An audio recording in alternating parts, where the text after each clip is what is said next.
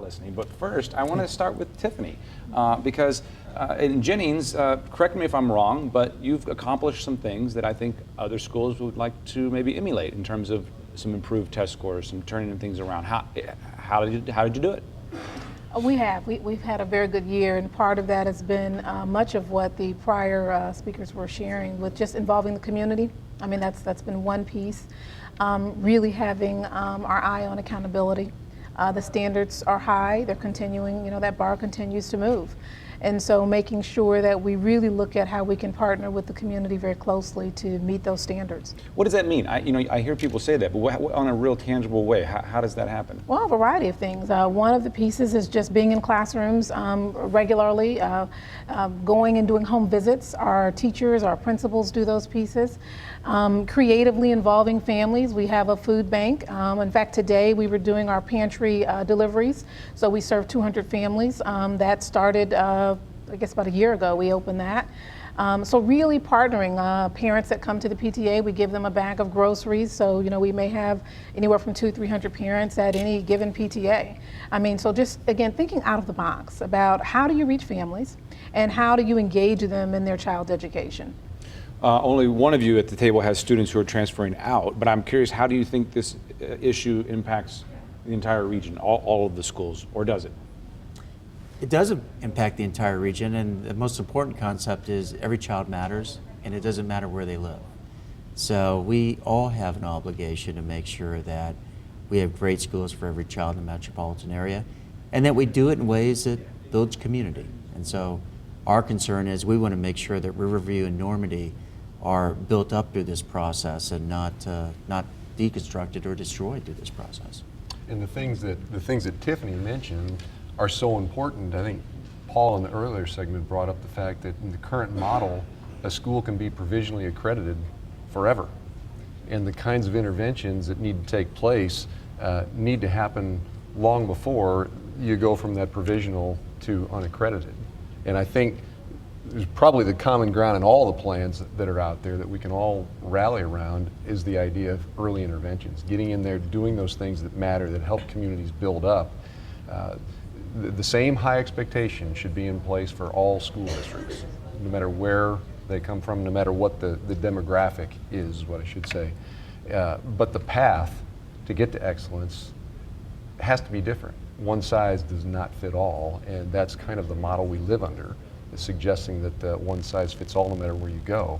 And then if the only answer is to let all of those kids, which we know all of them don't take a choice to move out, we've seen that. A lot of them stay put, the vast majority do. So we have to think about those kids. Just saying, well, let the resources deplete, so what? When that happens, they all get to go somewhere else. But that destroys a community, and in my opinion, communities need schools. It's a heartbeat of every community. It should be. But what do you not have? Because I know from getting to know you a little bit over the past few months that your standards are high. What's not working? Well, I think it's important to note that, and this is just fact, children are the results of communities and schools. And so part of our mission in Normandy is to really look at how do we, from a developmental perspective, educate kids. But it's very difficult to talk about having a robust educational process if you're also talking about draining the district of resources. So when people look at the numbers of kids that have transferred out, one of the things they have to realize when you look at the number of kids that we have enrolled, as of the count date back in September, we were educating 88% of the kids that we had educated the year before in terms of numbers, right? So we had families that had moved in. But we're dealing with a situation where we don't have money that represents that many kids in our district. So when we talk about trying to find some rationality in this whole process, it goes back to saying, if we're gonna intervene, what do we really need to try to help kids and children and families that are living in situations where we have some high level challenges, high levels of some socioacademic deficits. We have to change the way that we're doing the educational process. We have to, I believe, approach education in a way that is more constructivist in a manner, much more project-based, much more so we can get the emotional attachment to the educational process for the kids and for the families, and partnering with parents to help with that. And is it easy to do that right now under the circumstances, or are you just trying to plug the holes in the dam? I would say this, because I think people have the mistaken notion that all we do 24 hours a day is deal with transfer. That's just part of the day. So, you know, we are having to deal with the mechanistic aspects of dealing with the transfer, but we're also still really trying to build out a new educational process for Normandy at the same time. We're also building out a better way for us to work with parents. One of the things that we did this year was with some of our parent liaisons who are district employees who specifically work in schools to connect parents with resources both inside and outside of schools, is to expose our parent liaisons to a parent-centered Common Core curriculum that was put out by the Council of Great City Schools, and then to work through that curriculum with parents to say, hey, what kinds of things can we do at home? Because you as the parent, you're the first teacher.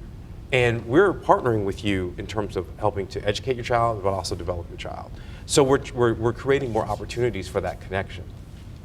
Do you all see disparities within your own district between the different buildings like we were talking about earlier? And if so, how do you address those differences? Yeah, absolutely. Depending on the school district, you can have some pretty wide variance between schools in terms of their demographic makeup, whether it's poverty, mobility, ethnicity, race. And so I know just within our district, we don't look at solutions as being one-size-fits-all approach. We have to customize the solutions to the school community. And that's what's so powerful about the notion of a school, is it is in fact a very potentially powerful community where you can wrap all kinds of resources around the needs of the families and the kids to make sure that they achieve academically. One of the things we're finding is that we have to deliver instruction differently in some of our schools and others to make sure that kids, all students, achieve at high levels. And some schools require a lot of supports and lots of wraparound services, and other schools don't require as much. So when you can do that within a school district, that's great. The challenge is when you get into districts where there's high levels or high concentrations of poverty, then really the entire community needs those kinds of wraparound services, and that's what makes it especially challenging. And to piggyback a little bit on Mike, when you even look at my district, a little bit more suburban rural, we're 30 miles long. My end of the district that's towards St. Louis County is Fenton. Fenton might as well be West St. Louis County. But when you get to the far end of my district, we're almost in St. Clair. Well, that's very rural, and certainly the way we work with the schools and the communities in those areas is different. And it needs to be, because what they need out of the school, what they need out of their community school when it comes to our elementaries is much different. Now all those students funnel into the same high school, and we hopefully are able to meet their needs through a variety of programs there, but we're a diverse community, diverse from poverty, diverse from the type of socioeconomic and geographic references. I mean, going to town's a big deal in part of our district, and the other part you're in town. So, you know, so those are I'm differences. familiar with that concept. Yeah. Yes. I remember going to town. Exactly. What do you wish, lawmakers, parents, if everyone just knew something about education and about the decisions you're making or the challenges you have, educate us. What should we know that would make us more informed and better voters or better community members? Socioeconomics matter. They matter to education. It's not an excuse. Every time educators say that, we get criticized by folks saying that we're making an excuse. We want the same high expectations for all kids, but you have to acknowledge that the path to those high expectations is going to be different. We said it a number of times tonight. One size does not fit all. It's what Mike talked about, it's what Tiffany talked about, it's what Paul talked about, so we've all mentioned. You have to approach education based upon your community, and a lot of what we know is already defined by zip codes. Flourishing communities are always usually going to have flourishing school districts and vice versa. So we have to acknowledge that, recognize that, and we have to have models that intervene and do the right things at the right time to jumpstart and get districts moving. Can that change? Can that change? Can that change? Absolutely, I think it is. I think what you're seeing, the approach in Normandy, what you're seeing, the approach even in Riverview, what you're seeing in a lot of districts that are dealing with provisional statuses or even the unaccredited, a lot of them have new leadership. A lot of them are taking a different approach. It takes time. we're not going to flip a switch and see an entire turnaround overnight. But I think a lot of these things that are these interventions that are being utilized, they are effective if they're put in place. It takes resources. It takes wraparound. It takes everybody on the same page. And unfortunately, I'm going to go ahead and say it, the politics that tend to get involved, and everybody thinks they know how to educate because everybody went to school. So everybody has an opinion, and everybody's the judge and jury, and everybody wants to be the one that's going to fix it for their interested group of folks. So there are commonalities, and it's good to see that. I think we all agree that every kid matters. I think everybody all over this argument agrees every kid matters, and we have to stay focused on that and develop plans for every kid. Very individualized approach. You know, we were talking, Mike and I were talking about, before we came out here, just it's really good that there is this conversation at this point. And we said one good thing, actually you mentioned one good thing, is that there's this conversation occurring at this point, just with all that is occurring with the transfer situation, accreditation, the Common Core standards, all of those pieces, just bringing that to the forefront and really talking about socioeconomics and social justice and all of those other pieces. Now, that being said, having been in urban, rural, suburban, and I think I'm the smallest at this table, so when you talk about does the community look different, even though we're 4 square miles, we look very different from school to school. From not over 90% poverty at one school to perhaps 70% at another. I think a common factor, at least in my opinion, is relationships is a huge piece. So the conversation is occurring now. That is a very good thing. The hope is that the engagement from the community level, and not just talking about what's going on, but being in the schools. Reality is that schools that are low socioeconomic schools are performing at the top of their state all the time, nationally. It happens. It is possible. What we're doing in Jennings is just showing what's possible.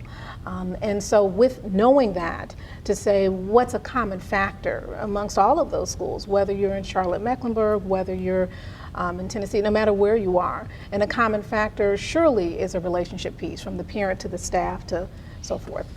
I don't want to make you speak for your employees, but we've intentionally kind of narrowed our focus tonight with administrators, policymakers. We don't have teachers at the table. We're going to revisit this issue down the road, and they will be here then. But what do you hear from your teachers as we wrap up this particular table here? What do they wish we all knew? I think they'd echo a lot of what we say. The teachers are very special in all of this because they're the ones that are, for lack of a better way to put it, on the front lines, working with the kids, working the magic in the room. So they do matter. There's no doubt about that. They absolutely matter, and we have to exalt their opinions. But I think what they'd tell us is, give us the kids, give us the resources, support us, let us do the work, have that wraparound effort.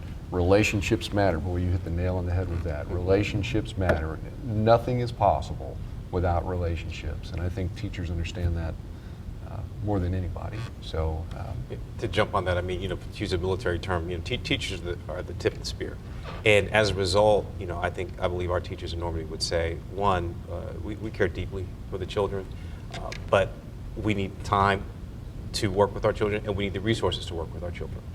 So I think that needs to inform the process of how we are going to drive any kind of aid or any kind of accountability.